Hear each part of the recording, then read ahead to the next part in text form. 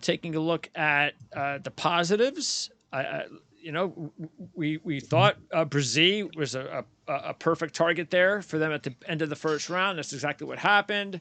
Getting Kendre Miller as a third-round pick was nice. We talked about the need to add another running back, and they got one of the better ones after the top two. They got our boy Jake Haener as a nice long-term kind of project there. Not bad. Fourth round, right around where. See, I would have liked to have seen Haener actually go with the Rams because I could actually see. Hey, maybe he could be starting there with the Rams, but it's going to be hard for him to do anything here with Derek Carr signed on now. But still, nice to add the kid to the roster. And A.T. Perry, not bad to get a talent like that in the sixth round. You could say what you want about a couple of reaches, whether Foskey was a reach in the second round, but overall, I thought it was a good draft. But there were some pros and cons. Yeah, I mean, you summed that up perfectly. I like what they did, and this team, they value big, physical, tough guys. Like this team always values that, whether it's Sean Payton or Dennis Allen at the head coach. So Bresee, my top need for the Saints in the Our draft guy was D tackle. They signed Nathan Shepard and Kalen Saunders. Those are rotational guys, in my opinion. They were both signed to 3-year deals, so they'll be here for at least 2 seasons. But Bresee brings an entirely different skill set. Much more athletic, much better penetrator, pass rusher. He can really move. He's a smart kid. And you can put him anywhere. I think that's the biggest draw to Bresee is you can put him anywhere, inside, outside, 4-eye, A-gap, whatever you want. Okay. Foskey is just more of a DN type only. Is he the best pass rusher? No, but I do think he's one of the better edge defending run defenders in the class. And so getting him in the second round, considering the profile defensive ends that they traditionally go after, he's in that profile. And I think Kendre Miller, it's interesting here.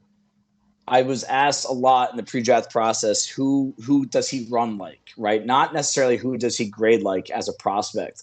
And Alvin Kamara was always the name wow. that I talked about when it came to contact, balance, vision, and he's got better hands than you think. They just didn't throw him the ball much. But that was one of the things I got from a scout that was at a pro day is that he graded very highly as a receiver at the workouts, private workouts, all that good stuff. So, and I love the offensive line pick, Saliveri.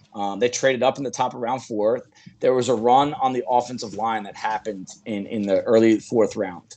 And so, you have that Friday night into Saturday to digest and come up with a plan in case things start to happen. And they obviously had a bullet ready to trade up for him. And what I love about him, they just declined the option of center Cesar Ruiz. Oh, okay. Or guard Cesar Ruiz. That was the center at Michigan. Yeah, we talked about the offense. That's the one thing, though, that's still they have not had a lot of success with that offensive line. Yeah, they had early success maybe 4, 5, 6 years ago, but recently not much. So, he'll be a backup. I don't think he's ready for the NFL right away. He's got to get a little bit stronger, a little more powerful. But I love that pick, and I love A.T. Perry. And looking at this wide receiver room.